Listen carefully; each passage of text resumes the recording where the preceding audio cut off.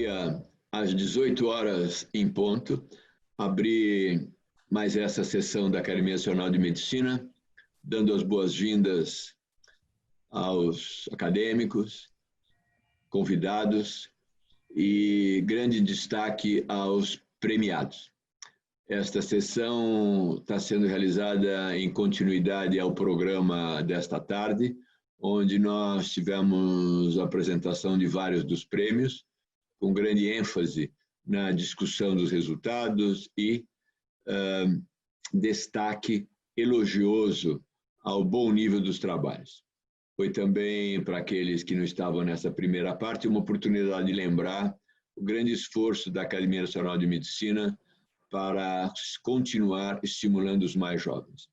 E foi dado também o devido destaque à maneira pela qual a Academia Nacional de Medicina conseguiu selecionar os 60 trabalhos em que pese todo o impacto da pandemia. Nós, o ano passado, tivemos cerca de 6 trabalhos, esse ano tivemos 60, mostrando a importância da divulgação adequada e intensa das atividades da academia também nessa área. Nada teria sido possível sem o empenho do corpo técnico-administrativo funcional da Academia Nacional de Medicina, representado por essas pessoas que vivem a academia diariamente e que nós temos a enorme felicidade de poder contar entre nós. E principalmente com o apoio do presidente Francisco Sampaio. Antes de passar para a parte dos prêmios, eu gostaria de inicialmente perguntar sobre reparos na ata, e sugestões e correções, e depois passar a palavra à bancada acadêmica. Eu queria, então, perguntar se existe algum reparo ou correção ou sugestão da ata. O acadêmico Walter Zin já havia me comunicado que ia falar. Não? Sim, sim, ele levantou a mãozinha digital. Eu passo, então, a palavra ao acadêmico Walter Zin.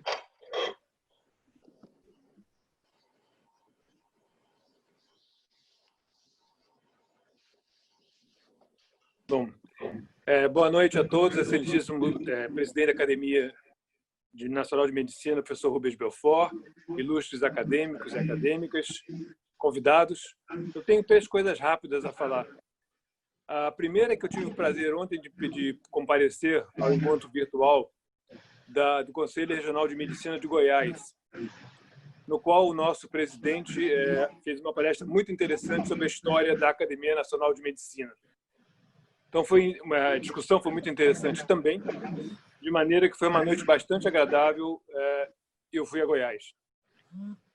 A segunda assunto que eu queria falar é o seguinte: ontem foi comemorado o aniversário de nascimento de Oswaldo Gonçalves Cruz e, consequentemente, o Dia Nacional da Saúde. Então, era bom que ficasse registrado em ata a existência desse Dia Nacional da Saúde, que coincide, claro, com o nascimento de Oswaldo Cruz. E o terceiro assunto, eu vou ler um trecho bem pequenininho. Nós estávamos discutindo há pouco sobre informática médica e telemedicina e etc, ensino à distância. É um trecho bem pequenininho.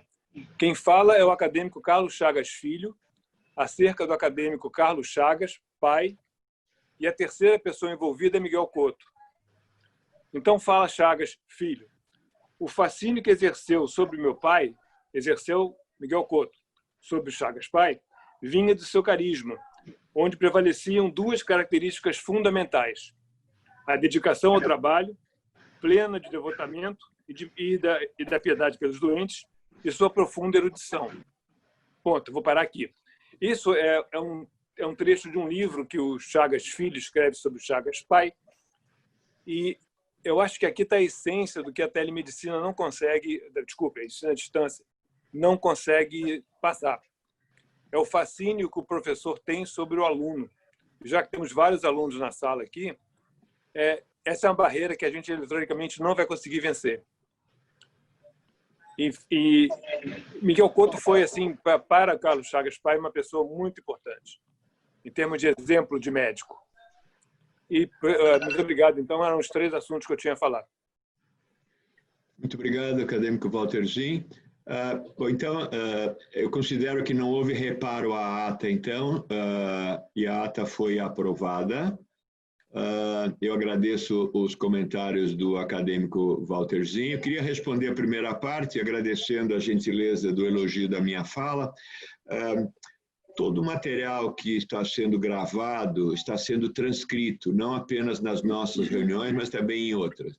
E nós vamos, ao final deste ano, publicar material dos acadêmicos durante a pandemia. Vai juntar todos os depoimentos, artigos na imprensa leiga, podcasts, etc., dos acadêmicos, desde que a academia teve início, em fevereiro deste ano, até dezembro. Vai ter um título como Academia Nacional de Medicina, Pandemia 2020. E o acadêmico Maurício Magalhães já aceitou editar esse texto comigo, e eu também, com felicidade, posso comunicar que o presidente Francisco Sampaio hoje gostou da ideia e vai nos ajudar. Então, vai ser uma publicação, eu acredito, bastante importante, que vai registrar na história o perfil dos acadêmicos, não apenas nas reuniões da academia, que vão estar todas transcritas com os depoimentos, os simpósios realizados, mas também os artigos publicados na imprensa leiga, seja no jornal de Niterói, seja no Rio de Janeiro, São Paulo, São Luís, Brasília e etc. Eu acho que vai ser uma contribuição importante para a história da medicina. Deus queira que daqui a 100 anos a gente não tenha uma catástrofe igual ou pior que essa, mas, de qualquer maneira, a Academia Nacional de Medicina vai ficar registrada nessa área, acadêmico Walterzinho. E nós vamos, então, apresentar de maneira resumida também o que foi falado hoje. Eu queria abrir a palavra a outros acadêmicos interessados em comunicações. O presidente Pietro Novellino também entre nós. O presidente Jorge Alberto Costa Silva pediu para se desculpar pela ausência, mas que ele está comemorando e celebrando a vida no Mediterrâneo por nós todos. Acadêmico Pietro Novellino. Senhor presidente, para aliviar um pouco as tensões da pandemia, eu vou relatar um fato de Miguel Couto, que foi o médico mais importante e presidente perpétuo da nossa academia.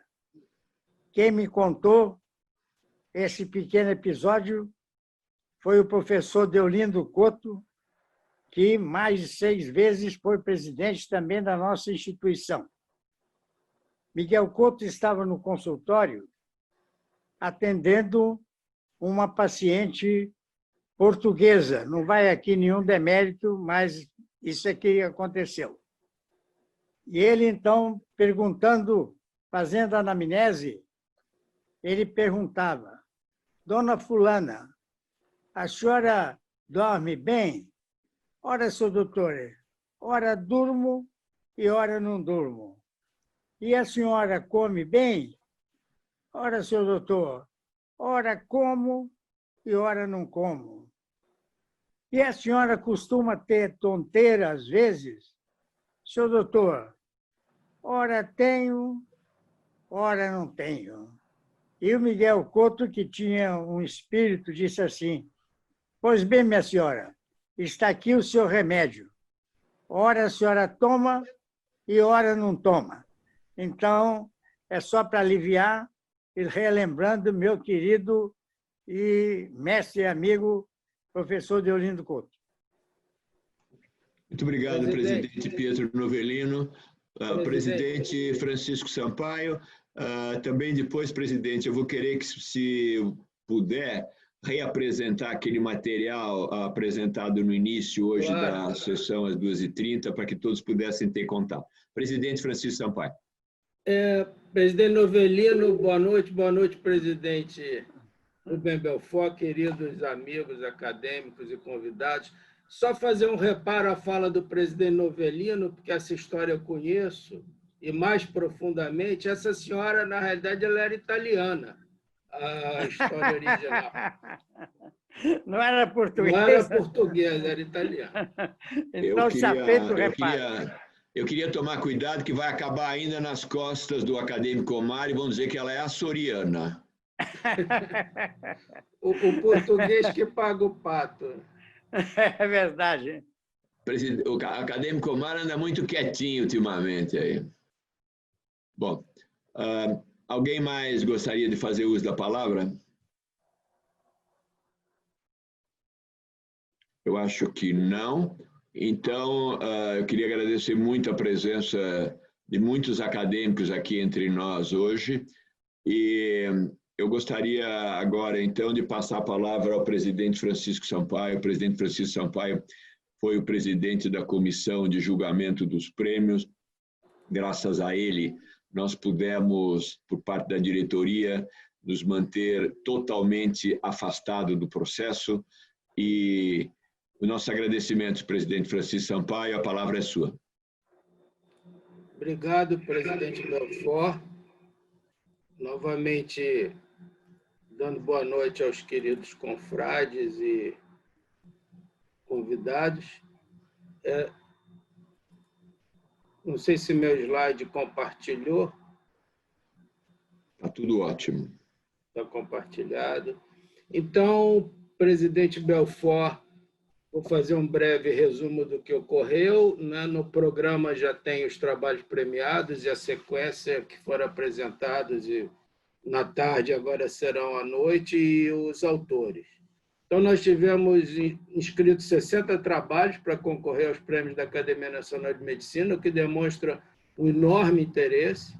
Os trabalhos foram de diversas áreas e as inscrições foram até o dia 5 de junho de 2020. Como o presidente Belfort salientou à tarde, esses 60 trabalhos envolveram pelo menos uns 200, a mais de 200 profissionais da área de saúde que concorreram, porque cada trabalho tem 4, 5 coautores.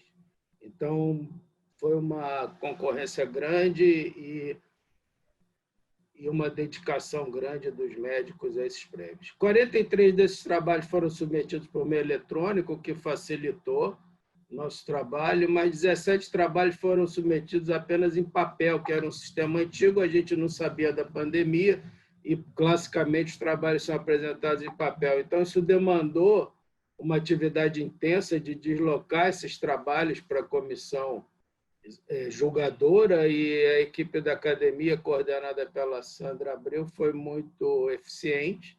Nós colocamos motoboys, então, andando aí em pleno mês de junho, na época da pandemia, levando para a casa de um e de outro acadêmico. Todo o processo de avaliação ocorreu de maneira anônima e eu assumo toda a responsabilidade por isso. Ninguém soube de nada sobre esses trabalhos.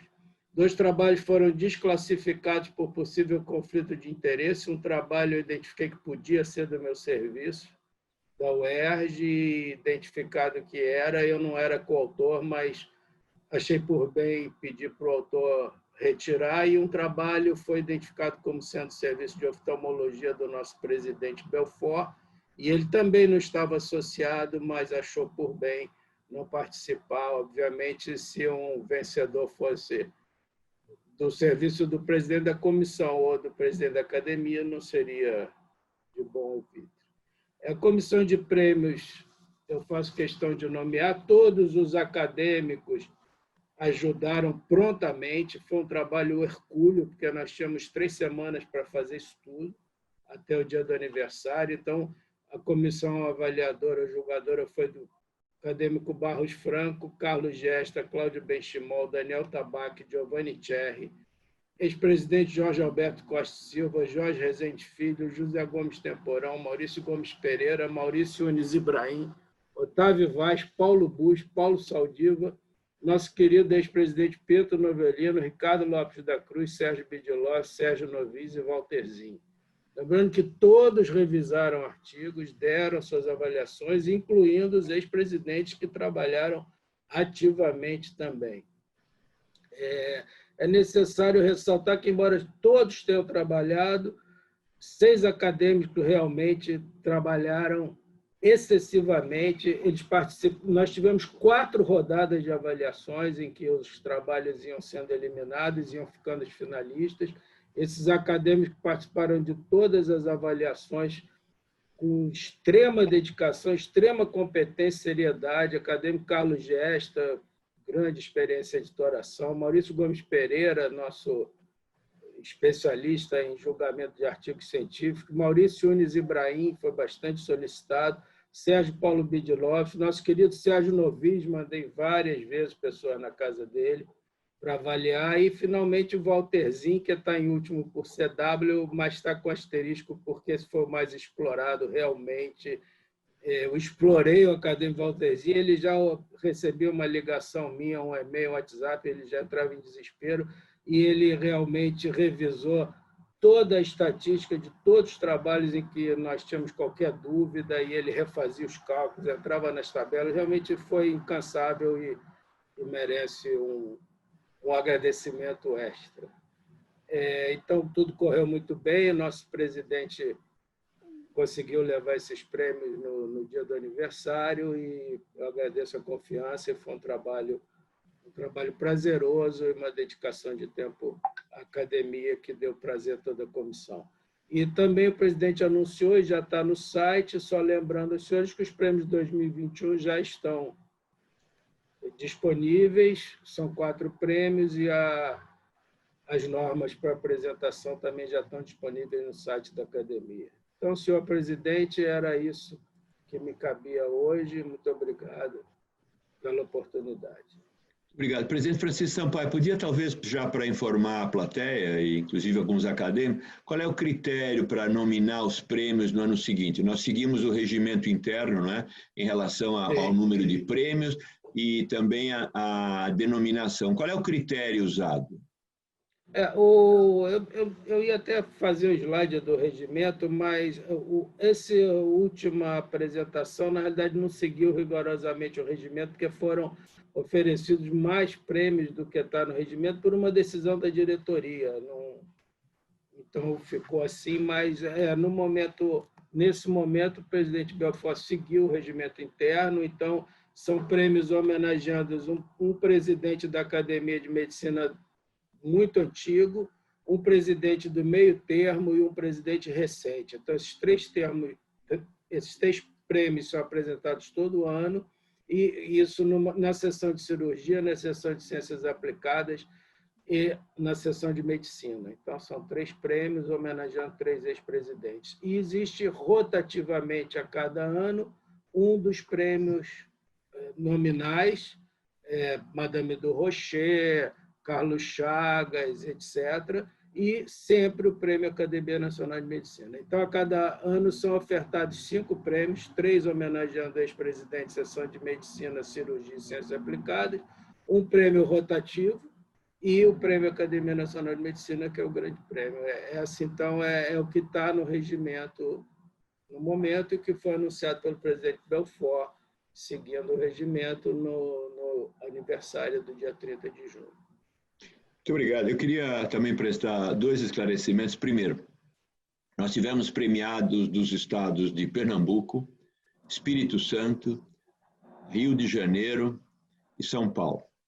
E em São Paulo, das cidades de São Paulo e de Botucatu. Tivemos um trabalho da Universidade Federal do Rio de Janeiro, apresentado hoje à tarde, na área de psiquiatria. E eu acredito que o fato de termos mais gente premiada do Estado de São Paulo, mais do que tudo, foi a intensa divulgação que nós fizemos e acabou sendo mais efetiva em São Paulo, quando nós solicitamos aos acadêmicos que tratassem de difundir o prêmio nas suas áreas de influência. Quer dizer, foi muito divulgado no Estado de São Paulo, USP, Unesp, Unifesp, etc. O ano que vem nós queremos ter mais premiados, mais trabalhos. Então, vai ser muito importante o envolvimento dos acadêmicos também no Rio de Janeiro para difundir informações e conseguirmos, então, essa disseminação maior aqui no Brasil.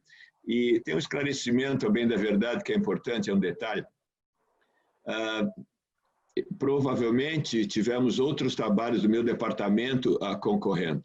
O trabalho que o presidente Francisco Sampaio acabou excluindo do meu grupo é porque terminava não sei porque eu não cheguei a ver o autor, mas terminava provavelmente incluindo também meu filho. E aí eu achei que correr esse risco era demais, não tem cabimento, nem eu preciso, nem meu filho precisa de confusão desse tipo. Foi um outro autor que colocou. Então, por isso é que eu pedi para o presidente Francisco Sampaio excluir esse trabalho, se é que esteve entre eles, porque ele deu a minha palavra, eu jamais olhei os trabalhos que concorreram e, felizmente, o formato eletrônico permitiu o anonimato completo e total. E nós temos, então, o compromisso do ano que vem de tentar 100 trabalhos postulando os prêmios da academia em vez de 60. Fomos de 6 para 60 em um ano e o ideal seria 100. O Ivanildo e o pessoal técnico vai ficar mais complicado ainda com 100 prêmios, mas esse é o nosso objetivo. Então, eu quero agradecer muito, além do presidente Francisco Sampaio, todos os acadêmicos que se envolveram na análise para julgamento e também hoje, onde de tarde nós tivemos muitos comentários interessantes. Eu tenho certeza que vão continuar agora nessa segunda parte da apresentação dos prêmios durante a nossa sessão. Eu passo, então, se não houver outros comentários, a palavra ao acadêmico Ricardo Cruz, que, como secretário-geral da Academia Nacional de Medicina, tem algumas informações.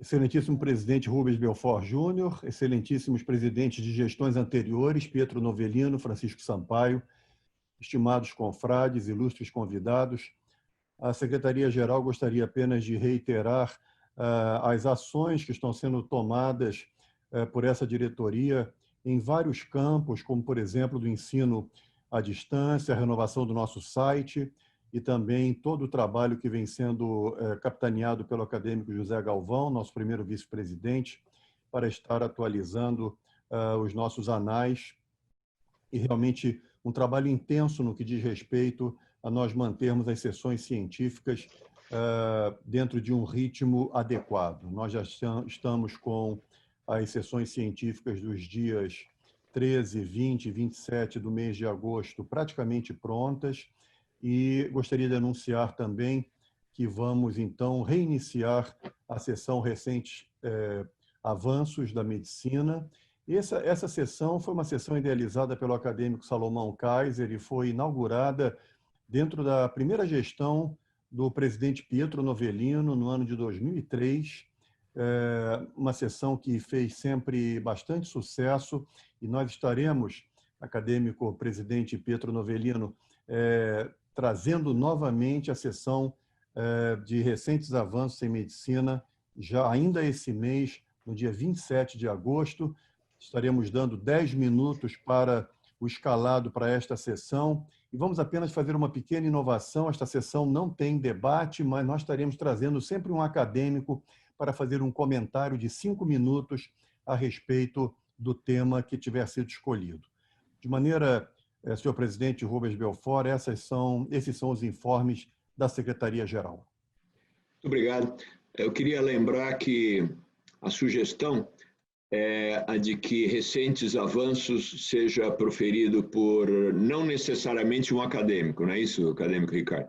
E comentado por um acadêmico. E nós gostaríamos de novamente solicitar aos acadêmicos todos sugestões de temas, sugestões de assuntos, porque existem várias maneiras de contemplar isso. Podem ser revisões de assuntos mais amplos, menos amplos, e como a ideia dessa sessão, basicamente, é satisfazer a inquietude intelectual dos acadêmicos, nada melhor do que eles mandarem sugestões ao secretário-geral. Então, mandem sugestões de assuntos e, se possível, também sugestões de nomes, pessoas que sejam experts, bom de datas, e que também vale a pena a gente trazer mais para o meio da Academia Nacional de Medicina. Não estou dizendo que o indivíduo tem que virar candidato, mas que venha agregar a nós todos e aumente o network. Nós estamos nessa fase intensa de aumentar a abrangência e o conhecimento que a sociedade brasileira tem da Academia Nacional de Medicina, e eu acredito que estamos com sucesso.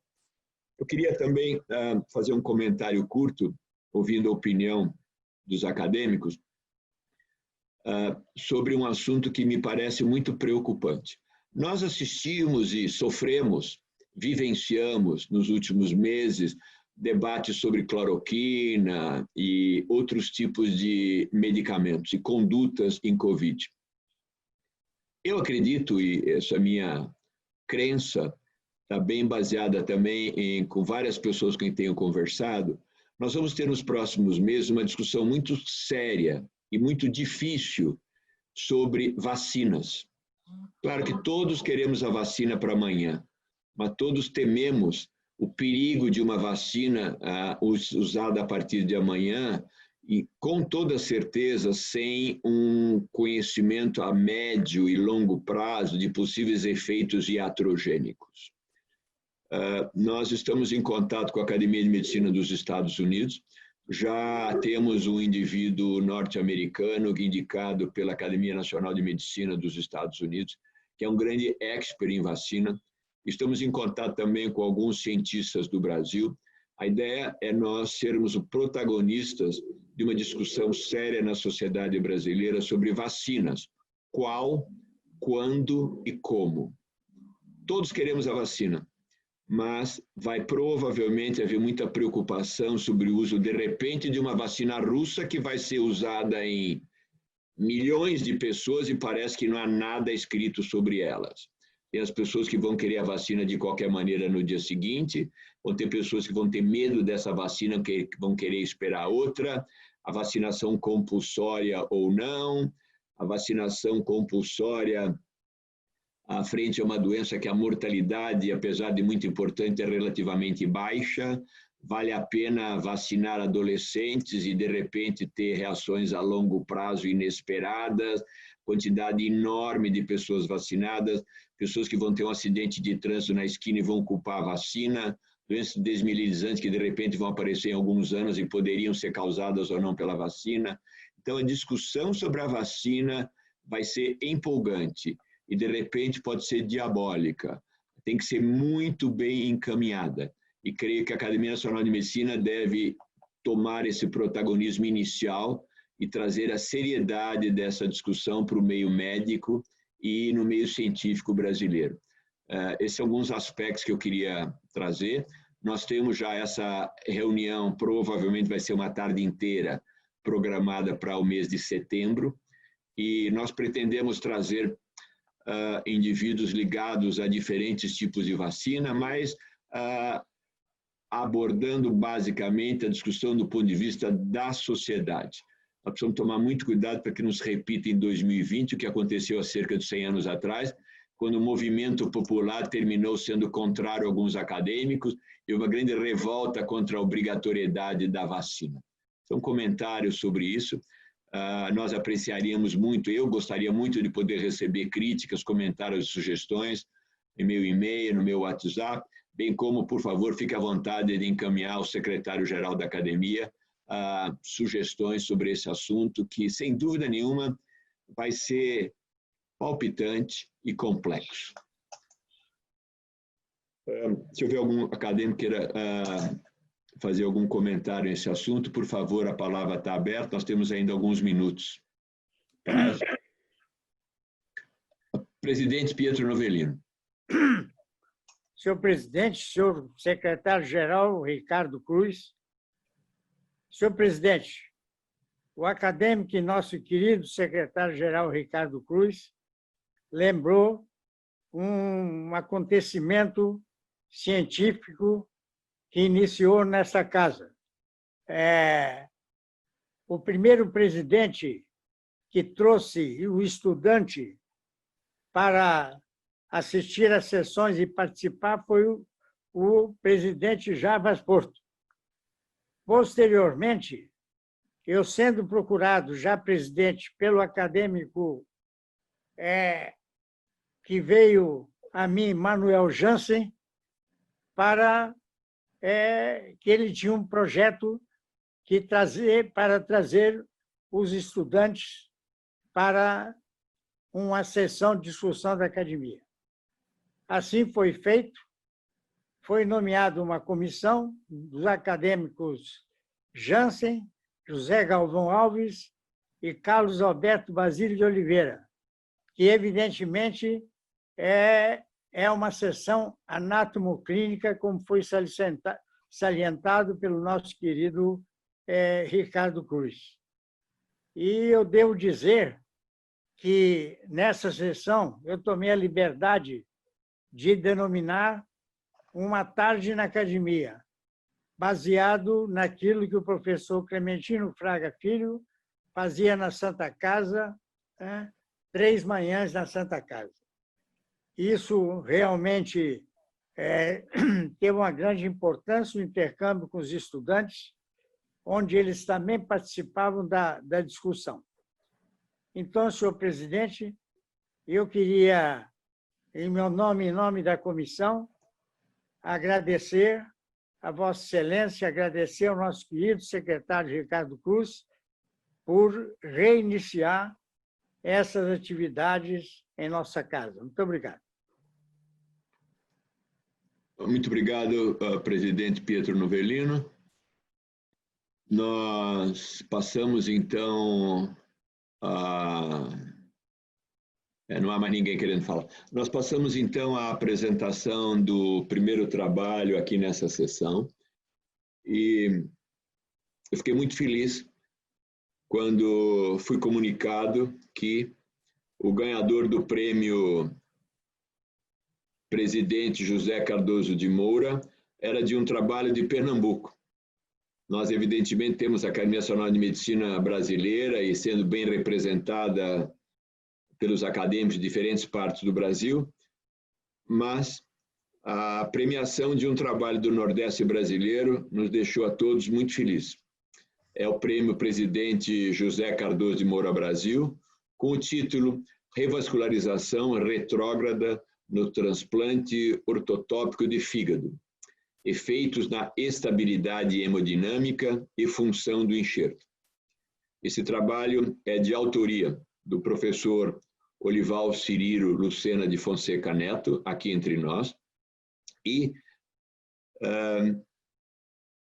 ele e os coautores são da Unidade de Transplante de Fígado de Pernambuco e da Unidade de Transplantes de Fígado do Hospital Universitário Oswaldo Cruz.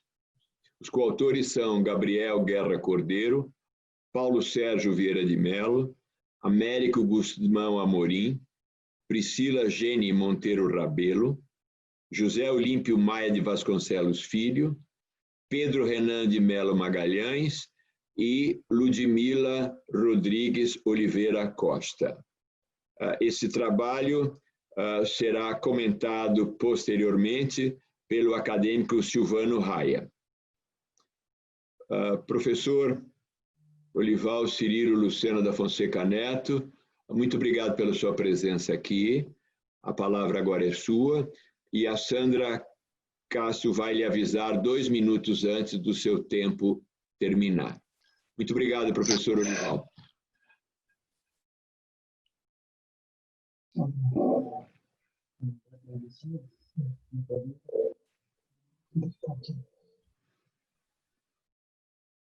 Só um instantinho, professor. Esses são os momentos de tensão. Não se preocupe, sempre acontece isso.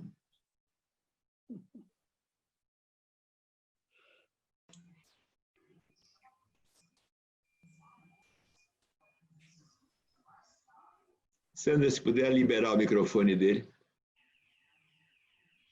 Ele próprio fechou, professor. Tá bom. Só um instantinho, professor.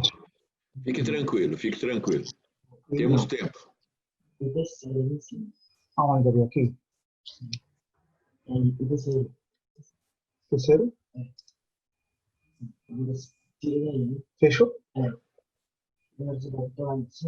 Certo. Meu trabalho tem que fechar aqui também, velho. Não tá ouvindo, pô.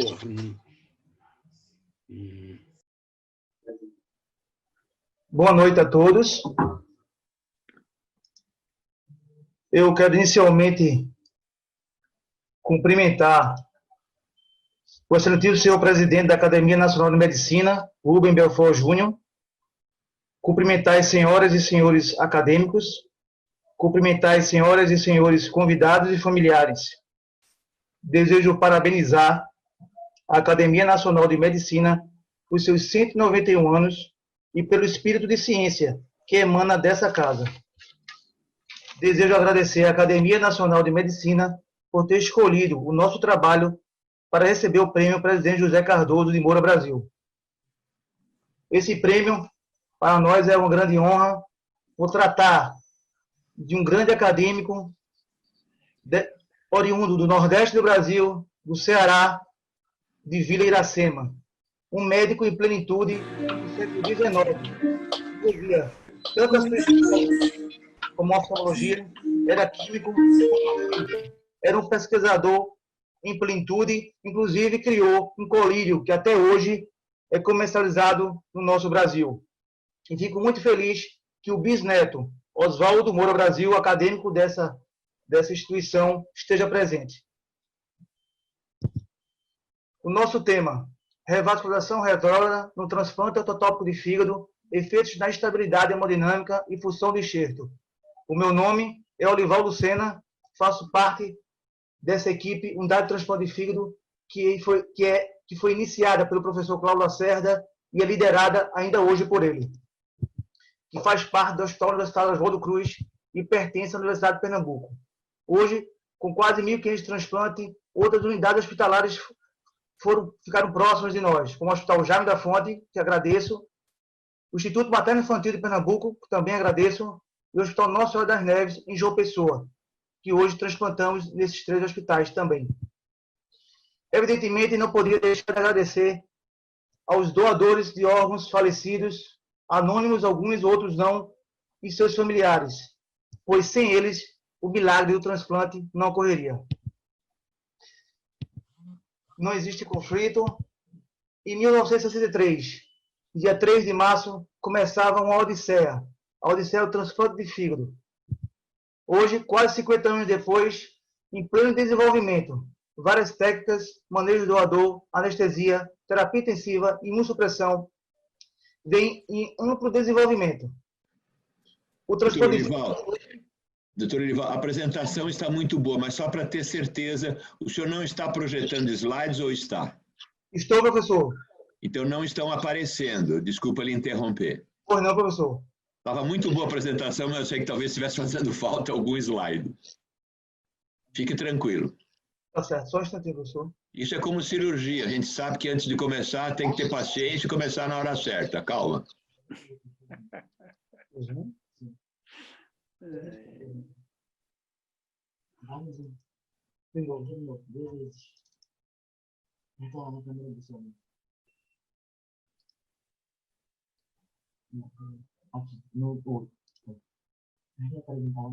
Aqui? Tá. Estão vendo agora? Agora está aparecendo, falta colocar no módulo de apresentação. Embaixo à direita. Sim. Perfeito. Ótimo. Posso tirar aqui, Gabriel? Pode começar a cirurgia, professor. Pode começar a cirurgia. Desculpa, professor. Então, o transplante de fígado, ele encontra várias fases. E nessas fases, como doador e no receptor, existem algumas fases críticas. No receptor, a fase crítica é o momento da reperfusão. Existem várias técnicas para a revascularização do enxerto. Pode ser por via anterógrada, através da liberação inicial da via porta, pode ser inicialmente pela artéria hepática, pode ser através da simultâneo entre porta e artéria hepática, e pode ser retrógrada, que foi recentemente definida por uma autora austríaca em 2003, onde fazia revascularização através da via cava inferior. Entretanto, não tem nenhum estudo mostrando a comparação entre a revascularização retrógrada, essa que nós temos no nosso estudo, e a revascularização portal, que é a mais disseminada no mundo. Então, o nosso estudo consiste em comparar a técnica retrógrada, recentemente definida, com a portal, através de dados perioperatórios que ainda não foram publicados por outras equipes de transplante de fígado.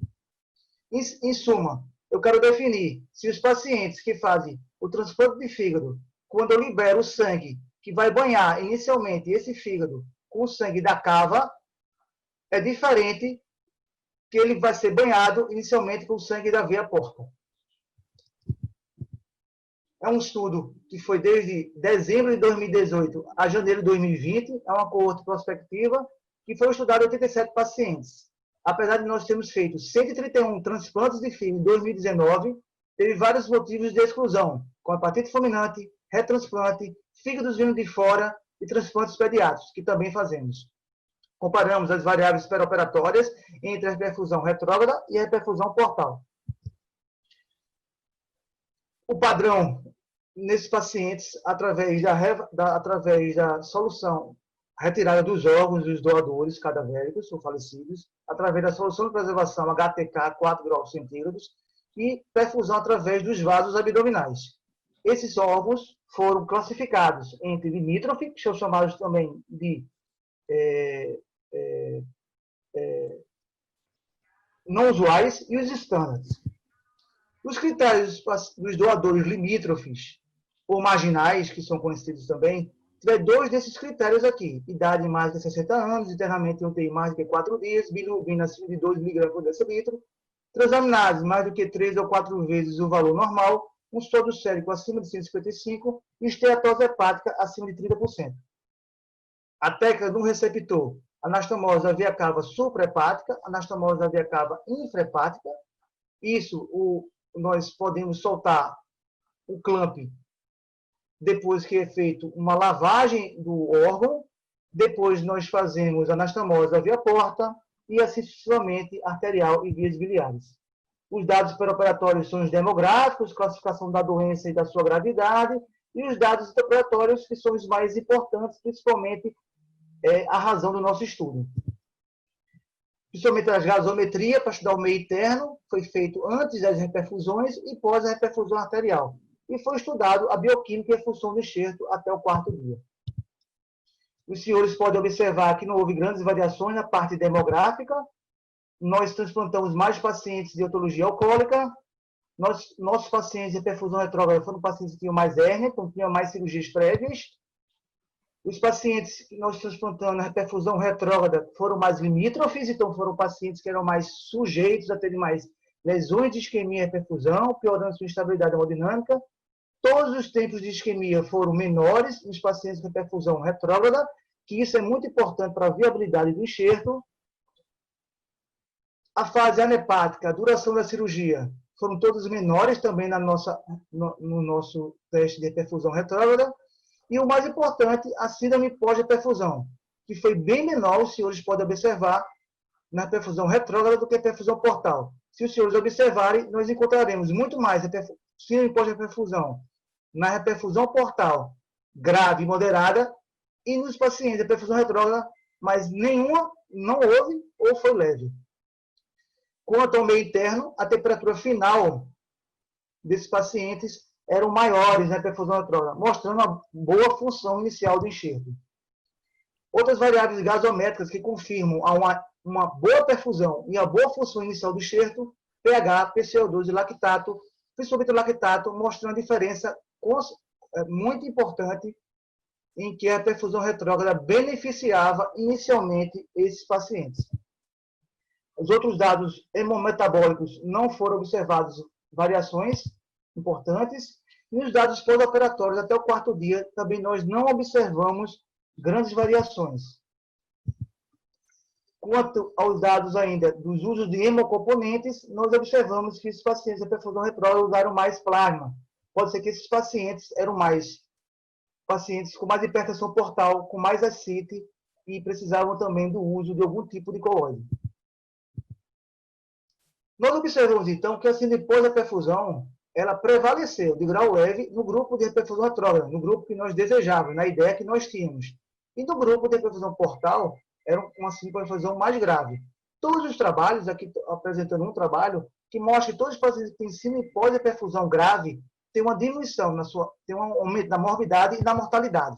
Se os senhores observarem, aqui na tabela 3, nós encontramos esse trabalho foi publicado na Liver Transplantation em 2008, e que mostrava que todos os pacientes, que esse grupo 2, que teve síndrome pós-perfusão grave, aumentava o dia de ventilação mecânica, dias hospitalizados na UTI, mais dias hospitalizados no hospital, mais diálise, mais infecção, então aumenta a mortalidade.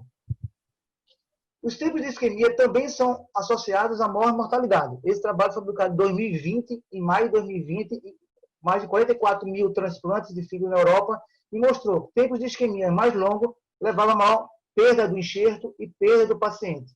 Então, a reperfusão retrógrada diminui essa ocorrência. Então, deveria também ser defendida nesse aspecto. Aqui, vocês devem ser observados na nossa casuística, nosso tempo de isquemia foi em torno de isquemia fria em torno de 6 horas.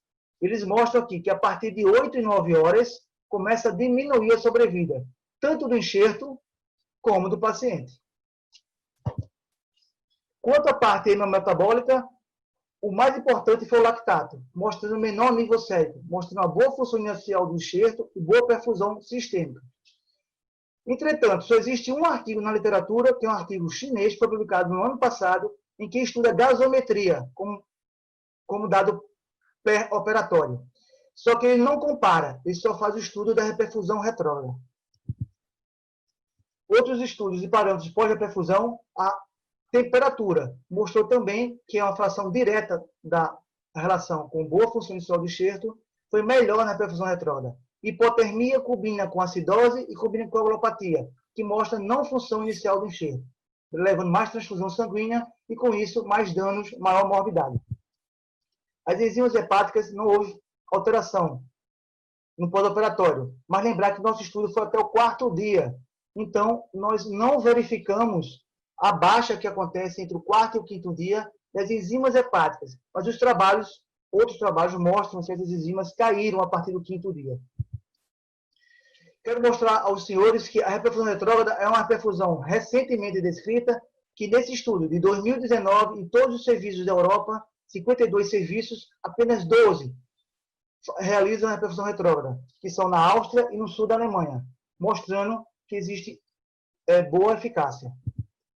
Conclusão do nosso trabalho é que o transplante autólogo de fígado, através da reperfusão retrógrada, dá menor incidência da síndrome pós-perfusão, maior estabilidade hemodinâmica durante a cirurgia, menores tempos de isquemia do enxerto. Parece que tem resultados promissores. Com certeza, mais estudos são necessários para confirmar os nossos dados. Queria terminar lembrando aos senhores que nós gravamos sempre uma data. Por que nós gravamos essa data? Porque a data de nascimento de alguém importante, alguém que fez alguma coisa, um acontecimento, uma revolução. Encontramos todos esses 3 aspectos do acadêmico Silvano Raia. No dia 1º de setembro é comemorado seu nascimento. No dia 1º de setembro de 1985, ele realizou o primeiro transplante de fígado com sucesso no hemisfério sul. Estamos fazendo 35 anos no próximo 1º de setembro. E em setembro, o mês é dedicado à captação de órgãos, aos transplantes de órgãos de maneira geral. Muito obrigado. Muito obrigado, professor Olival, pela excelente apresentação. Nós vamos deixar os comentários dos acadêmicos para depois da apresentação do acadêmico Silvano Raia. Nós vamos agora passar a apresentação do Prêmio Academia Nacional de Medicina, mas eu não queria deixar passar essa oportunidade, uma vez que se falou aqui a respeito de aniversário, de, representando todos os acadêmicos, transmitir ao acadêmico José Jesus Camargo as felicidades merecidas pelo aniversário de hoje. Parabéns, Camargo. Eu quero, então, agora comunicar a apresentação do Prêmio Academia Nacional de Medicina 2020, com o título Angiogênese da retina e coroide, biomarcadores e engenharia genética. O regimento dos prêmios da Academia Nacional de Medicina dizem que o médico, o primeiro autor tem que ser médico brasileiro, trabalhando no Brasil ou no exterior. Os coautores podem ser brasileiros ou não, e serem médicos ou não. E dentro dessa orientação, todos os trabalhos foram selecionados. O ganhador desse prêmio é um trabalho de autoria do Dr. Tiago Cabral, da Universidade Federal do Espírito Santo e da Unifesp, e tem como coautores doutores Luiz Guilherme Marchesi Melo e Júlia Polido, da Universidade Federal do Espírito Santo, Caio Regatieri Luiz Lima e Maurício Maia, da Unifesp, Stanford University, representado por Vinit Mahajan, a Columbia University, representado pelo Stephen Tsang, e o Hospital do Servidor Público Estadual de São Paulo, representado por Akiyoshi Oshima e Pedro Serra Carbaça. É motivo de júbilo para a Academia Nacional de Medicina comunicar que o autor Tiago Cabral também faz parte do grupo de jovens líderes da Academia Nacional de Medicina, tendo sido selecionado para fazer parte desse programa atrás.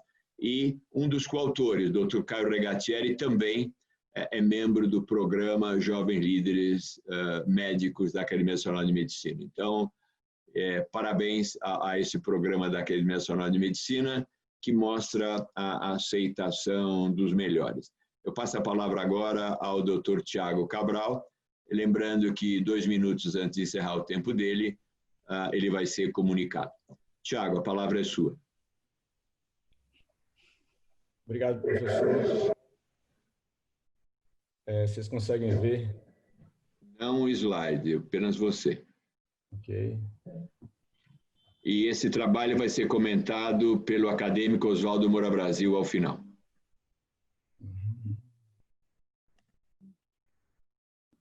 Agora sim. Conseguem ver? Mas está naquela apresentação múltipla. Okay. Doutor Tiago, se você estiver usando 2 monitores, talvez seja melhor desconectar um deles, porque aí ele entra para esse modo apresentação com um monitor e a gente fica vendo a visão que deveria ser só para o senhor.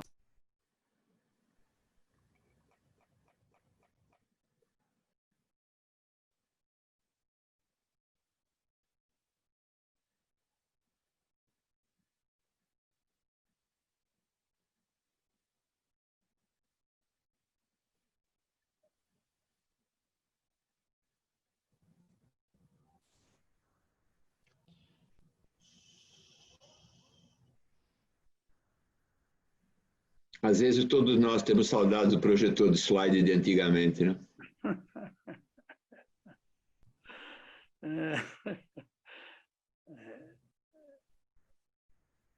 Desde que o carrossel não caísse no chão e mexesse todos os slides.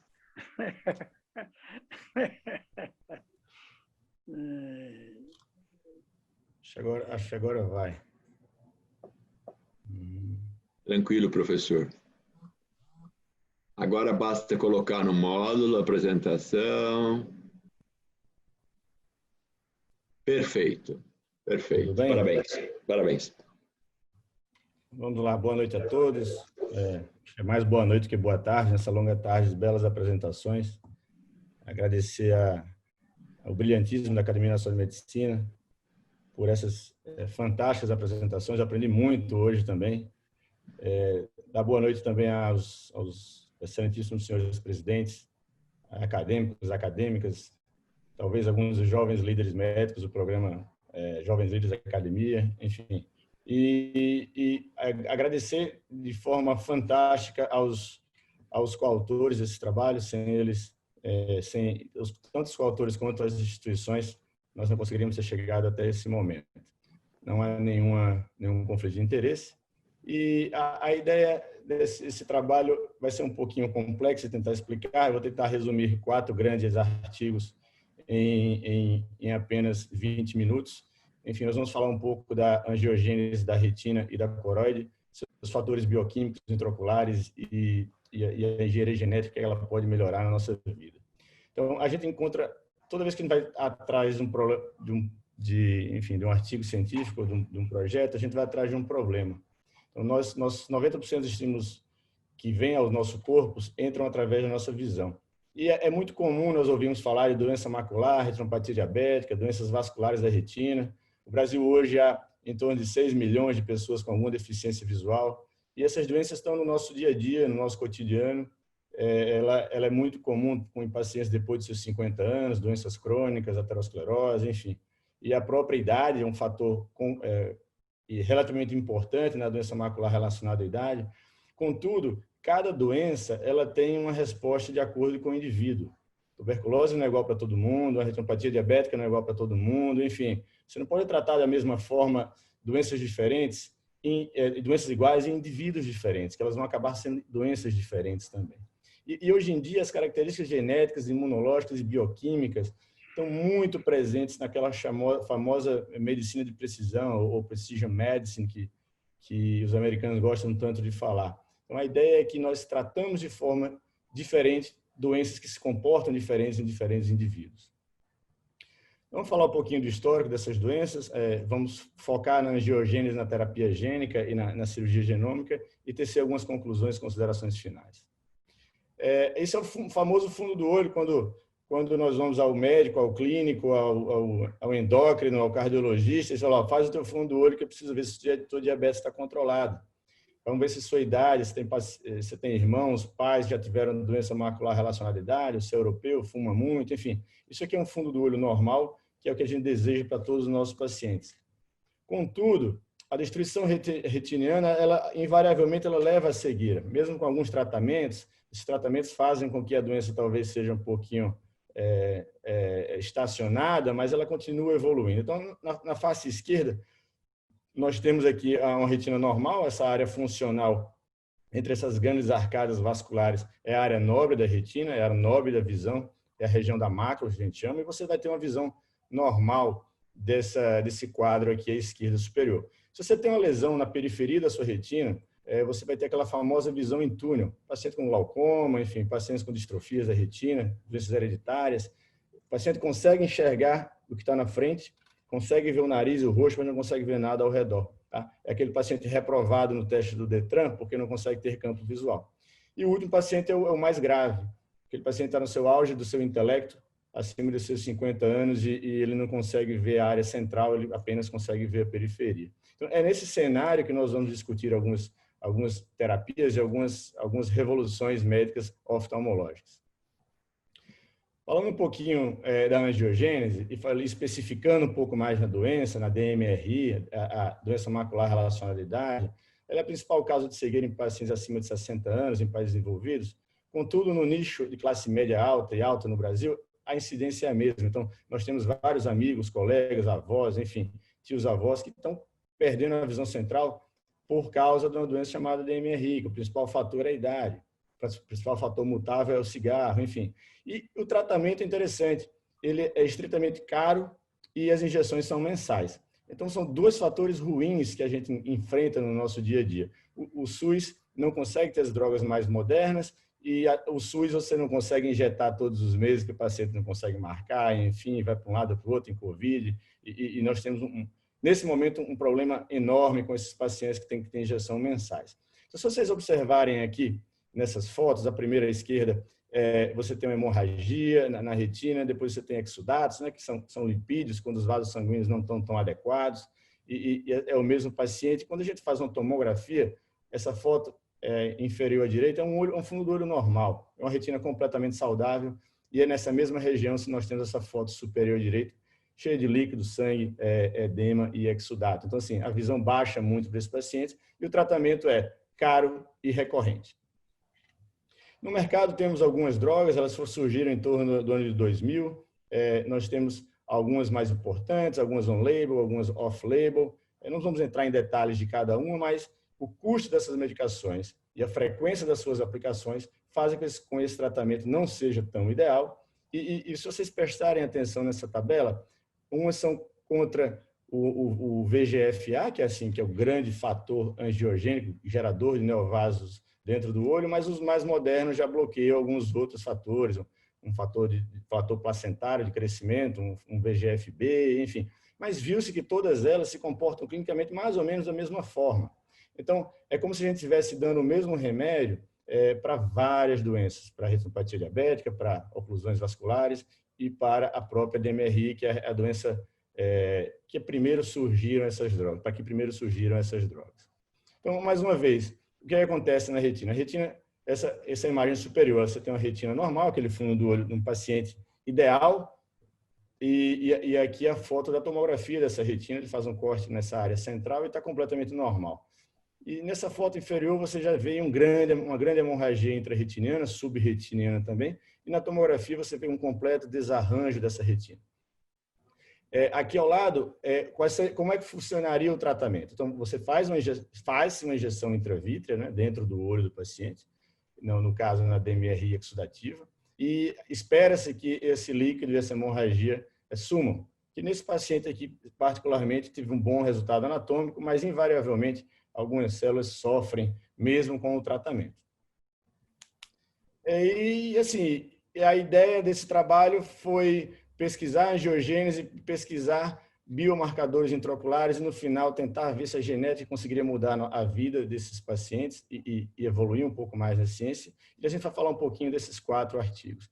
De início, nós sabíamos que essas medicações, as on-label, basicamente, nós temos no Brasil o ranibizumab e o aflibercept, e temos o bevacizumab off-label e feito, não basicamente, mas no SUS, acho que quase 100% das injeções hoje são de bevacizumab. Nós não sabíamos se essa droga off-label se comportaria da mesma forma que a droga on-label, com os estudos clínicos randomizados. Então, esse trabalho é um trabalho um pouco mais antigo e nós queríamos saber como é que se comportava o VEGF dentro do olho após apenas uma aplicação da medicação. Então, o que aconteceu foi o seguinte: a média, antes da injeção, nós tirávamos o humor aquoso de dentro do olho do paciente, no mesmo momento nós fazíamos a injeção, a primeira nesse caso. E vimos que em 7 dias houve a queda máxima da concentração desse VEGF, então o remédio funcionou. Injetou, em 7 dias foi à lona o nível de VEGF dentro do olho, e ele começou a subir gradativamente, e ao final de 90 dias, pareceu-se muito com os níveis pré-injeção. Clinicamente, achamos outra coisa. Apesar de baixar o VEGF no máximo no 7º dia, a resposta clínica demorava mais um pouco. A resposta clínica veio com 30 dias. Então, a melhora da acuidade visual e dos níveis da tomografia foram no 30º dia. Essa tabela apenas para resumir o que eu acabei de falar. Ao 7º dia teve o nível mínimo o efeito máximo e o nível mínimo de VEGF dentro do olho. Ele pulou de 180 para 44 picogramas aqui. E a melhor resposta clínica foi ao 30º dia, onde a visão quase duplicou em sua qualidade e a tomografia diminuiu em torno de 30%. Concluímos o quê? Esse foi o primeiro trabalho na literatura a mostrar que havia um mínimo de VEGF, enfim, a potência máxima da medicação era em 7 dias e os resultados clínicos anatômicos vieram em 30 dias. Não ficamos satisfeitos com apenas essa informação. Nós sabíamos que o VEGF diminuía dentro do olho, mas nós acreditávamos que havia outras moléculas que faziam parte da inflamação, não só sistêmica do organismo, mas específica de dentro do olho, que é meio isolado anatomicamente e histologicamente. Então, nós avaliamos a concentração de 19 moléculas após 3 injeções, que é o tratamento padrão hoje em dia, pelo menos de início dessas medicações.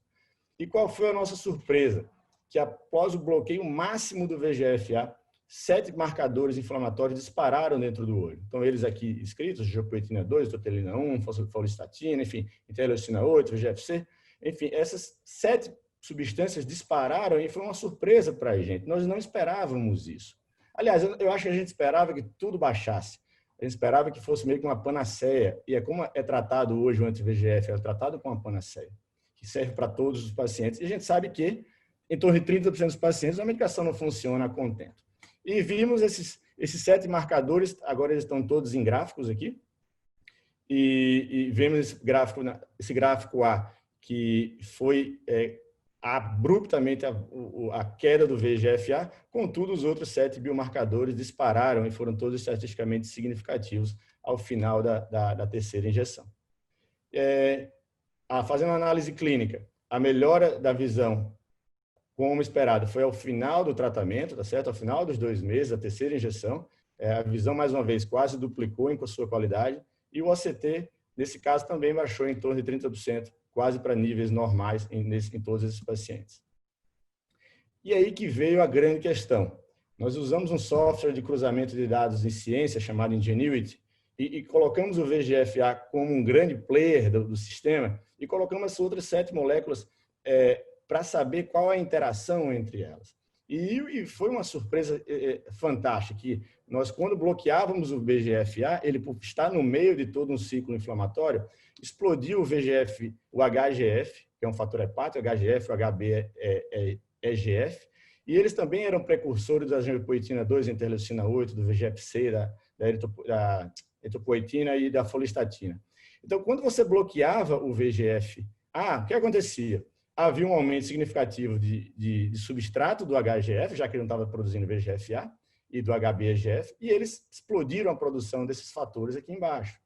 Então, nós conseguimos mostrar que, apesar do VEGF estar sendo fortemente diminuído, haviam outros fatores implícitos na resposta ao tratamento padrão. E o que é que nós conseguimos discutir? Que, apesar do tratamento agressivo com as medicações disponíveis para DMRI e para as outras doenças retinianas, há casos de falha e piora da acuidade visual, corroborando com a ideia de que existiam outros fatores implicados no processo angiogênico e inflamatório. E assim, e no futuro que a gente fala, que hoje em dia é o presente, deverá se buscar o bloqueio de esses vários fatores concomitantes com drogas mais potentes ou em combinação com algo mais específicos, enfim. 2 minutos, doutor. Quantos? 2 minutos. São 20 minutos, já deu? Não, então faltam 12. Faltam quantos? Concluindo, esses fatores angiogênicos aumentados podem representar novos alvos terapêuticos no DMRI. E sim, estamos falando de uma indústria bilionária, né? Então, cada medicação dessa fatura grosseiramente de 10 a 20 bilhões ano para a indústria. E nós fomos atrás de outros fatores angiogênicos. Enfim, revisamos toda a literatura de angiogênese de coroide e de retina e descrevemos 42 marcadores. Colocamos eles todos no mesmo balaio e vimos que o VEGF, impreterivelmente, é a mãe e o pai da angiogênese, ele é indutor de migração e proliferação celular, tá? Entre outras funções. E o que é que nós encontramos? Nós vimos que o VEGF está dentro do olho do paciente, no meio de uma cascata inflamatória extremamente agressiva, e os outros 42 fatores que nós achamos na literatura, eles estão umbilicalmente ligados ao VEGF-A. Então, quando você bloqueia o VEGF aqui no meio, há uma completa mudança de toda essa inflamação intraocular, tá certo? E é isso que talvez a indústria e a ciência deva se pronunciar nesse momento. Esse é um gráfico do tipo de interação, se ela é genética, bioquímica, enfim. E esse outro gráfico é pela força de interação. O VEGF-C é muito mais forte ligado ao VEGF-A do que a folistatina, por exemplo. Então, nesse gráfico, nós usamos o String, é outra plataforma de cruzamento de dados em ciência, e que nos ajudou bastante para saber que o VEGF sozinho não funciona dentro do olho. E aqui mostra na plataforma clinicaltrials.gov do governo americano que vários medicamentos, várias moléculas estão sendo estudadas baseadas nessa interação que o VEGF-A tem com toda a inflamação e a cascata angiogênica intraocular. Então, concluindo nesse ponto, a terapia combinada, além do VEGF, ela pode ser mais eficaz no controle da neovascularização. E a ideia de medir em cada olho quais moléculas estão relacionadas àquele paciente daria um tratamento mais individualizado a esse paciente. Eu acredito que nós possamos um dia tirar um pouco de humor aquoso daquele olho e dizer assim, olha, você tem mais isso, mais aquilo, nós vamos bloquear isso, mais aquilo com algumas drogas um pouco diferentes, não só com o padrão existente. E qual seria o próximo passo? Nós conseguimos identificar a bioquímica dentro do olho. Nós conseguimos verificar a velocidade de progressão da doença. E nós dosamos as proteínas intraoculares. Será que nós conseguiríamos modificar o DNA? Então, essa foi a ideia do doutorado, um doutorado meu sanduíche. Nós fomos à Colômbia e no laboratório do Stephen Tseng, um grande geneticista, e conseguimos publicar sobre cirurgia genômica, como é que a gente consegue modificar o DNA e fazer que essas moléculas intraoculares se comportassem de forma um pouco diferente. Eu vou dar um exemplo que não faz parte da cirurgia genômica, mas faz a terapia gênica, para vocês entenderem um pouco mais fácil.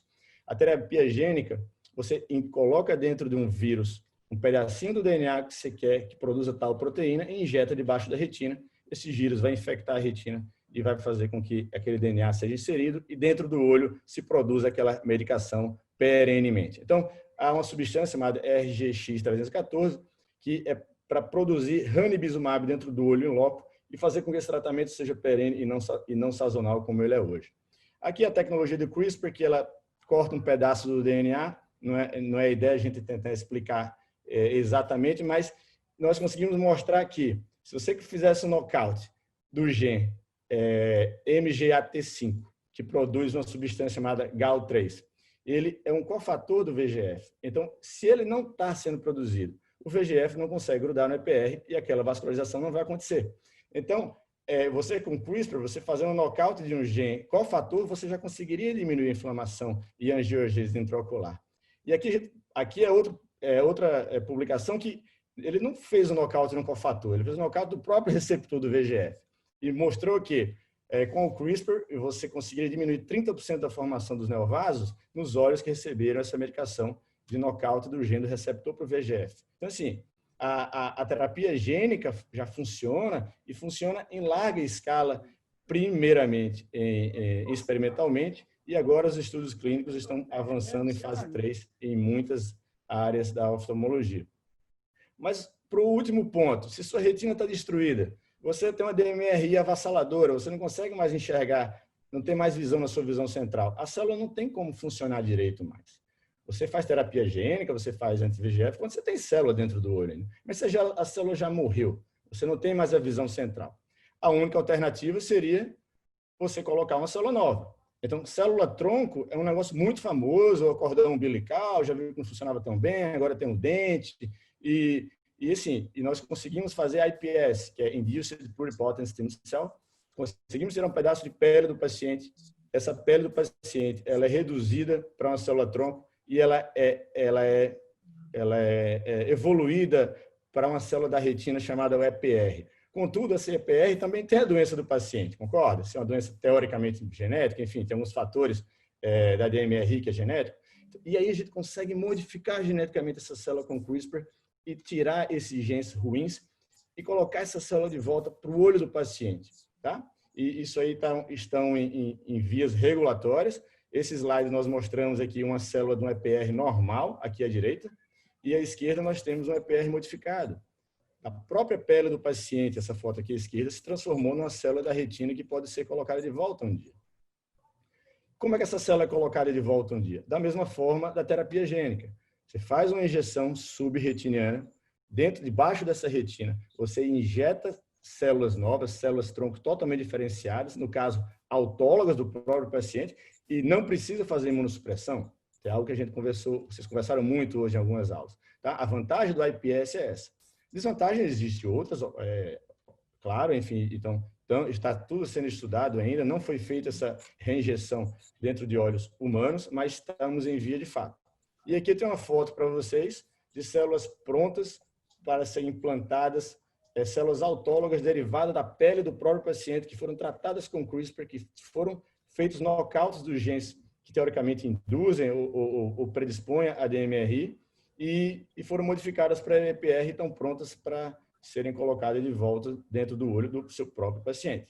Então, em concluindo, a medicina de precisão em oftalmologia, ela deveria ter, ou vai chegar a ter um dia, um plano de tratamento bioquímico adequado, de acordo com cada paciente que eles têm dentro dos olhos, tá? Específico de cada paciente, e de preferência geneticamente também adequado. Então, acredita-se que, de acordo com o perfil genético do indivíduo, você vai responder mais ou menos àquela doença, uma medicação antioxidante, enfim. Eu acho que a gente vai chegar um dia aí, não sei se nessa profundidade do geneticamente adequado, mas um plano de tratamento bioquímico adequado, eu acho que estamos mais próximos. As ferramentas derivadas de terapia gênica e CRISPR continuam a revolucionar a biologia moderna, enfim. Na oftalmologia, essas tecnologias permitem uma manipulação especial do conteúdo genômico. E qual é a vantagem da oftalmo? Que ela é de fácil visualização de controle e resultado. Então, você consegue injetar no fundo do olho, você consegue avaliar se aquele resultado, por testes fisiológicos ou pela própria visão do fundo do olho, se aquele resultado está sendo adequado ou não. Tá? Então, as tecnologias de engenharia genética têm grande potencial para beneficiar inúmeras doenças vasculares da retina.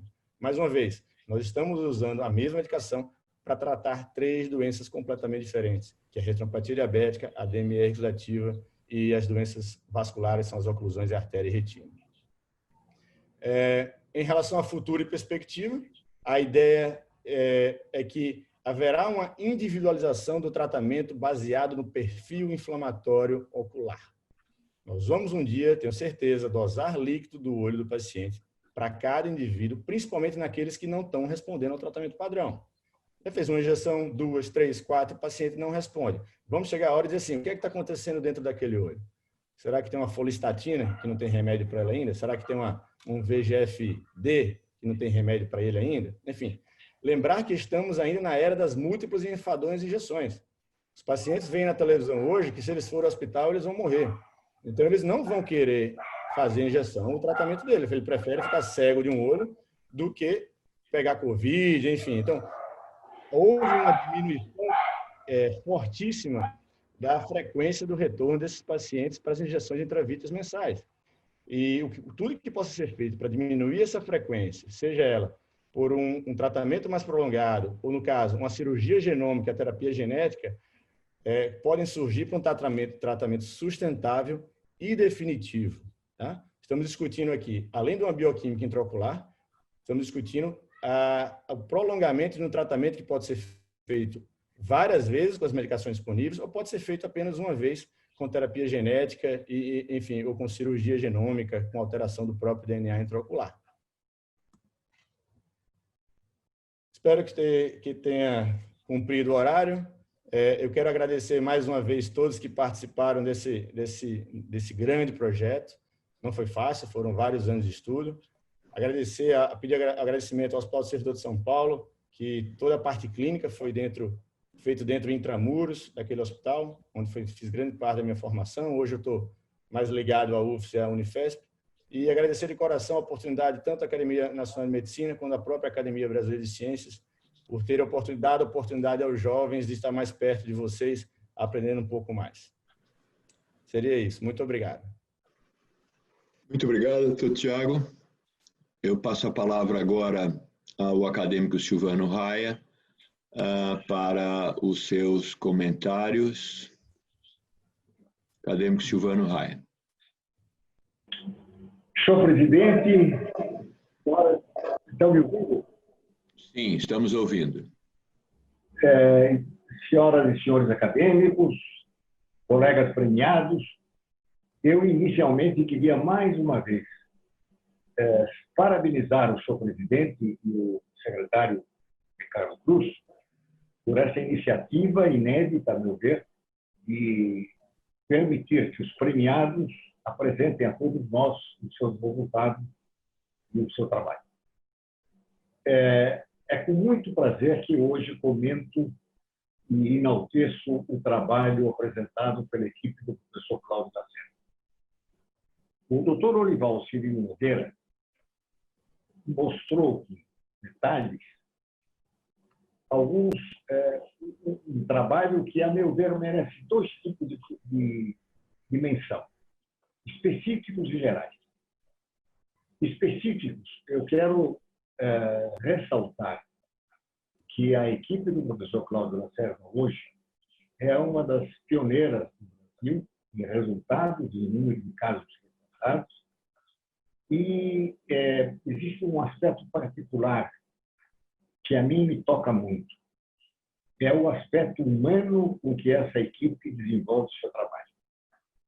Digo aos colegas acadêmicos que anos atrás, muitos anos atrás, num dia de Natal, eles realizaram um transplante com sucesso e mereceram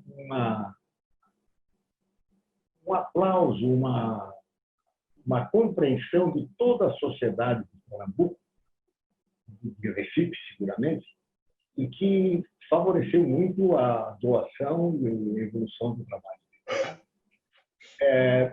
Do ponto de vista geral, eu gostaria de valorizar o trabalho deles como uma biópsia, uma amostra de que nós devemos investir. Aliás, o trabalho da Argentina também, que eu vou falar assim, também merece isso. Nós, do Sul, devemos aprender que o Brasil, hoje, é realmente um continente e que merece, que nós devemos investir do ponto de vista médico e científico, isso vale para as instituições que fazem, em todos esses centros.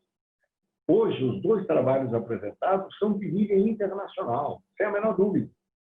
E isso faz com que nós nos animemos, mas também nos cria uma responsabilidade de difusão, mais ainda do que fazemos hoje. Em relação ao trabalho em si, eu quero salientar que ele é um trabalho de primeiríssima linha, de fronteira, dentro do transplante de fígado, que já é uma fronteira, e apresenta um aspecto que eu gostaria de pedir ao colega Dorival que nos comentasse. Pelo que eu entendi, a perfusão do fígado é realizada, quando ela acaba, através de sangue sistêmico. E todos nós aprendemos que os fatores hepatotróficos que vêm do sangue via a porta são fundamentais para o tropismo do fígado. Vocês observaram alguma coisa no pós-operatório tardio que justifique algum comentário nesse sentido? Professor, inicialmente eu queria agradecer a presença do senhor. Queria mostrar minha gratidão do grupo de transplante de fígado do Recife, em que teve todos os seus cirurgiões na formação na antiga unidade de fígado do Hospital das Clínicas da Faculdade de Medicina da Universidade de São Paulo. Muito obrigado e no meu nome, em nome de todo o grupo. Professor, o racional para fazer a reperfusão retrógrada foi observada nos estudos iniciais desse grupo de Graz, na Áustria, em que mostrava que a reperfusão lenta e gradual do fígado, através de um sangue pouco oxigenado, liberava menores quantidades de espécies reativas de oxigênio. Com isso, menores citocinas inflamatórias eram liberadas para a corrente sanguínea, diminuindo a síndrome de pós-perfusão. Não existem trabalhos com interleucinas que pudessem nos ajudar a mostrar a que grau de inflamação diminuiria. É óbvio que o senhor está completamente certo, que desde os trabalhos iniciais e experimentais de Estado, inclusive do senhor também, mostram que as substâncias hepatotróficas do sistema porta são importantes para o bom funcionamento inicial do enxerto. Entretanto, a instabilidade hemodinâmica decorrente dessa síndrome de pós-perfusão está mais ligada à liberação de citocinas inflamatórias. Por isso, existe uma defesa para novos trabalhos utilizando a reperfusão retrógrada. Muito obrigado. Eu creio que eu queria concluir dizendo que, nesse momento de tanta tristeza, nova diária, da inclusão, ouvir uma sessão dessa em que jovens, estados distantes, se sobressaem dessa maneira é extremamente alentador e muito gratificante. Me permita, senhor presidente, apesar de não ser minha especialidade, fazer um comentário sobre o trabalho apresentado sobre retina. Ele usa uma técnica recente, que é o CRISPR, que, a meu ver, revolucionará o mundo em que nós vivemos. Nós, atualmente, trabalhamos com ela na transformação genética de suínos, para transformá-los em doadores humanos. Mas ela, eu acredito que nos próximos anos, permitirá uma reconsideração sobre toda a biologia e, ao mesmo tempo, exigirá de todos nós, especialmente os mais antigos, a reflexão ética. Até que ponto nós podemos interferir no genoma dos seres vivos, particularmente no nosso? Eu acredito que será muito difícil impedir que pais atuem para que seus filhos sejam mais altos, mais bonitos, mais inteligentes. E isso seria uma eugenia positiva, contrária à eugenia negativa que a Alemanha nos assustou em 1930, quando eles eliminavam os deficientes. Nós estaremos criando super-homens. Mas isso é um aspecto filosófico que um dia nós teremos que discutir também na academia. Mais uma vez, parabéns a todos Obrigado pela oportunidade e faço votos que vocês, dois jovens, continuem mostrando a nós que valeu a pena trabalhar. Muito obrigado. Muito obrigado, acadêmico Silvano Raia, pelas considerações sempre excepcionais e com muita competência, abordando não apenas aspectos inerentes ao transplante do fígado, mas também o CRISPR e todo esse impacto médico e social que essa técnica revolucionária pode ter. Eu passo agora a palavra ao acadêmico Oswaldo Moura Brasil para os comentários relacionados ao Prêmio Academia Nacional de Medicina 2020. Oswaldo. Oswaldo, que está presente aqui desde as 14h20. A gente sempre prestigiar sessões desse nível, que realmente só tem a somar, não só porque a gente faz de oftalmologia, para a nossa cultura geral e tudo. Eu acho que eu só ganho em estar aqui, um tempo ganho que a gente tem que prestigiar sempre, né? Presidente Rubens Belfort Júnior, ex-presidente Pietro Novellino, Francisco Sampaio, que foi o presidente dessa comissão. Inicialmente, gostaria de agradecer a honra, o prazer de poder comentar esse trabalho que é o Prêmio Academia Nacional de Medicina, Angiogênese da Retina e da Coroide, do professor Tiago Cabral, trabalho que eu acho que é extremamente importante no presente e pensando no futuro. Ele, com seus autores, da universidade, colaboradores da Universidade Federal do Espírito Santo, Escola Paulista de Medicina, a Universidade de Stanford, a Universidade de Colômbia, o Servidor Público Estadual de São Paulo, abordaram um tema que eu acho que é extremamente atual e extremamente importante no dia a dia da gente, especialmente, no caso, em oftalmologia. Eu gostaria, inicialmente, só de lembrar que eu acho que um trabalho de angiogênese deveria ser lembrado o nome de Judá Folkman. Judá Folkman, em 1971, foi a primeira pessoa que sugeriu o controle da angiogênese para inibir o crescimento tumoral. Eu ouvi de Judá Folkman nos anos 80, ele morreu em 2008, ele, numa reunião, falar que, quando ele apresentou numa aula a seus alunos da Universidade de Harvard essas teorias, muitos se levantaram e disseram que ele era louco. E o que tinha angiogênese a ver com fatores anti-VEGF, o que tinha angiogênese a ver com crescimento neovascular, com crescimento tumoral. Então, eu sempre que tenho alguma relação com qualquer coisa que se fale de angiogênese, eu gosto de lembrar o nome de Judá Folkman. A degeneração macular relacionada à idade, eu que já venho vivendo isso há muito tempo, ela já passou por muitas fases. Quer dizer, quando eu comecei a fazer a medicina, e quando eu acho que o presidente também dessa época, a gente, quando via essas alterações exudativas, hemorrágicas de mácula, tudo isso, a gente não tinha muito o que fazer. A gente só praticamente acompanhava. Depois veio o laser. O laser só pôde ter resultados razoáveis quando a gente tinha membranas neovasculares fora da área macular, fora da área foveal, porque senão a gente tratava a doença e deixava uma sequela maior do que o da própria doença. Depois veio a cirurgia. Eu tive a oportunidade de, nos anos 80, nos anos 90, fazer muita cirurgia de remoção de membranas submaculares, especialmente as membranas do tipo 2, que eram membranas acima do epitélio pigmentário, em que a gente tinha resultados até bastante razoáveis em cura da doença e estabilização do quadro, porém com técnicas difíceis, complicadas, que implicavam em tratamentos difíceis de realizar, um treinamento grande de quem os fazia.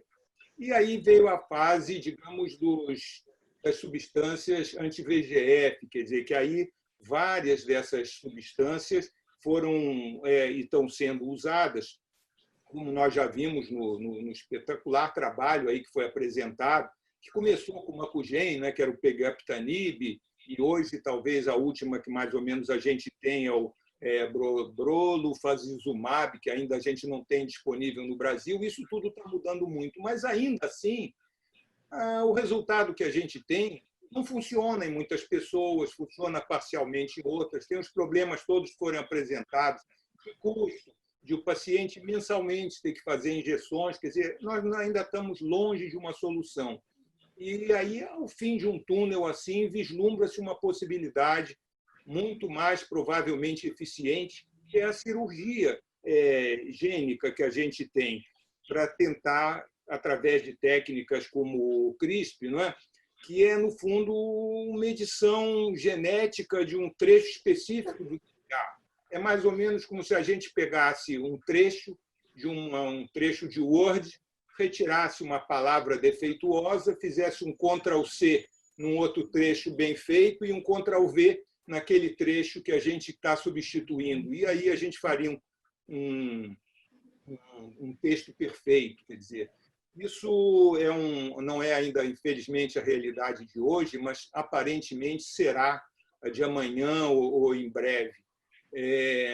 Eu acho que, basicamente, esse trabalho é muito importante pela maneira como ele foi feito, pelo assunto que ele aborda, pelas esperanças que ele traz para a resolução de uma série dessas doenças, no caso, mais especificamente, a degeneração macular relacionada à idade, mas também a retinopatia diabética, degenerações de retina, uma série de coisas. Só gostaria de dar, assim, realmente os parabéns pela excelência do trabalho. Eu acho que bastante merecido nesse prêmio da Academia Nacional de Medicina. Gostaria ainda, para finalizar, de agradecer ao professor Olival Lucena pelas palavras que dirigiu a meu bisavô, acadêmico e ex-presidente dessa sociedade, em que nós temos muito orgulho de ter tido como bisavô aqui na Academia. Muito obrigado. Muitíssimo obrigado, acadêmico e amigo, grande oftalmologista Oswaldo Moura Brasil, pelos comentários. Eu acho que agora a palavra está aberta para aqueles que quiserem comentar ou perguntar. E, por favor, vamos primeiro os acadêmicos se manifestar. Presidente. Sim, Silvano Raia, acadêmico Silvano Raia. Eu queria dizer uma palavrinha para Moura Brasil. Olha, eu aprendi que todos são considerados loucos até o momento que o tempo mostra que temos a razão. Temos que acreditar nisso. Você citou que alguém foi considerado louco por iniciar alguma coisa. Isso se repete sempre. Depois o tempo não está razão. Muito bom. Dr. Tiago Cabral gostaria de fazer um comentário, responder algum aspecto aí? Fique à vontade. Obrigado, senhor presidente. Primeiro, falar com o acadêmico Silvano Raia sobre as questões éticas da tecnologia. Realmente elas são importantíssimas e geram, enfim, preocupações mundo afora. A China é um país menos regulado e a China está se fazendo algumas barbaridades com o CRISPR. Então, recentemente nasceu uma criança que modificaram geneticamente para que ela fosse protegida do vírus HIV, enfim, que os pais teriam. E no próprio olho, lá na Colômbia mesmo, foi feito um CRISPR em embriões de ratos e curou-se a cegueira do rato, contudo, modificou o resto do DNA do rato. Então, a gente fala do off-target, né? O CRISPR corta, às vezes, no lugar errado. Então, a tecnologia está em constante evolução e, nesse momento, ela é um pouco mais segura do que há 2 anos, mas os fatores regulatórios de cada país, eu acho que vão dar os limites de onde ela pode ser usada. Quanto ao acadêmico Oswaldo Moura Brasil, eu acho que eu sou um grande fã desde os meus inícios oftalmológicos, um nome muito famoso no Rio de Janeiro, na oftalmologia brasileira, na cirurgia macular, na cirurgia submacular, e com certeza sabe tudo de doenças maculares, tanto relacionadas à idade, como retinopatia diabética, quanto oclusões venosas da retina, e eu sinceramente espero que essas terapias gênicas possam dar um prolongamento e uma melhora da qualidade visual em médio e longo prazo para esses pacientes. Obrigado, boa noite. Muito obrigado, doutor Tiago. Se houver algum comentário, por favor, levantem a mão ou manifestem-se. Não havendo, eu queria... Omar, não sei se você está com a mão levantada para falar ou não. Não. É que ele põe a mão assim, eu não sei se ele está falando ou não. Estou querendo que você fale, Omar. É a terceira vez que eu pergunto, mas ele não quer falar hoje. Ah, bom. Então, acho que não há mais comentários. Eu acho que fica a sensação de missão cumprida. Excelente. Excelente o trabalho da Academia Nacional de Medicina. Excelente a performance de todos os acadêmicos, ajudando a divulgar o prêmio, ajudando a selecionar o prêmio e a realizar os comentários tão adequados. Antes de encerrar, eu queria lembrar a todos que, felizmente, graças à eficiência costumeira do nosso secretário-geral, o programa científico das próximas reuniões já está sendo feito. A Sandra Abreu nos monitora e serve de ligação entre todos os acadêmicos e o secretário-geral. E nós já estamos com várias reuniões programadas e tenho a impressão que a última que terminamos o programa agora está a cargo do acadêmico Aníbal Gil Lopes, que vai falar sobre incorporação tecnológica na medicina do Brasil, trazendo representantes da Conitec, Anvisa e vários outros órgãos reguladores e de disciplina. Também temos um simpósio sobre bioética, que vai trazer aspectos bastante interessantes, que mostra como a tecnologia, o humanismo, regulamentação e bioética, tudo faz parte, né, daquela coisa maravilhosa chamada medicina, a que nós dedicamos as nossas vidas. Eu queria encerrar, então, essa sessão, agradecendo novamente aos acadêmicos, os premiados e todos, pela performance e desempenho. O presidente Francisco Sampaio, o acadêmico Silvano Raia, sabe que na minha posição de presidente da academia eu não posso fumar esse delicioso charuto, mas tão logo deixe de ocupar essa posição, eu vou tratar de recompensar a mim mesmo com algumas coisas noblesse oblige. Eu não posso, como presidente, fumar o charuto que eu gostaria de estar fumando, Silvano. Você é um grande exemplo para nós até nisso. Muito obrigado. Muito obrigado. Então, está encerrada a reunião. Parabéns a todos e nos vemos quinta-feira da semana próxima. Boa semana para todos. Cuidem-se, com muita máscara, muita paciência e sorte. Boa noite. Parabéns, presidente. Parabéns. Muito obrigado a todos.